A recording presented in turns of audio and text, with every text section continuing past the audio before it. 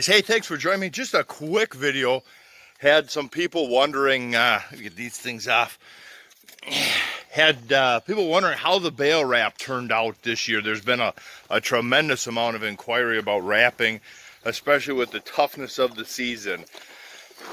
One, like everything in farming, it's still a learning process. Two, without wrapping, we wouldn't have dry hay up this year. Without wrapping, I would probably still be looking at my cutting out waiting to be cut, or I probably would have been driving around with, I probably would have pulled the field chopper out of the weeds and been blowing it back on the field.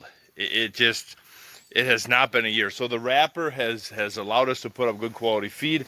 Let me spin around and we'll look at the bale here. All right, guys, so what happened was, in the rains in the forecast, and so let's just hurry up and bale.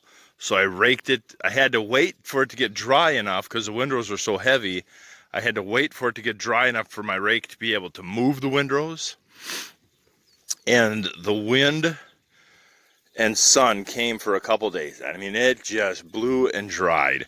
This stuff went from green wet to pert near dry hay in just like 0 hours and minutes. So as soon as I could start raking it, I raked it, and as soon as Rick could get over to bale, he baled. We were about to have 5-ish points on the dry side. You know what I mean? Another 5 to 10 points of moisture, and it would have been super beautiful baleage, or another 5 to 10 points on the dry side, and it would have just been perfect dry hay. But it's still a fantastic feed. Let me shut this so the curious little critters don't. So you come up. I mean, it's the bottom. So this is the bottom where it sat. This obviously is wet for this chunk, and then as you go up, it's almost dry. It's like really tough dry hay or really dry wet hay.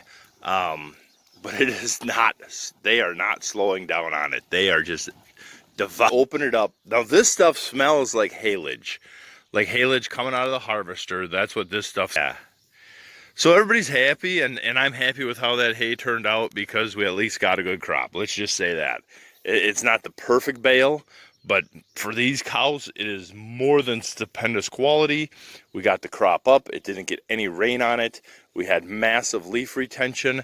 And so the value of, again, does wrapping pay? The value of these 106 bales, if I took them to auction, would pay for that wrapper 2 to 3 times over again. And so, yep. It ain't a perfect little machine. It's got some quirks, but this is our future. Our future is wrapping bales.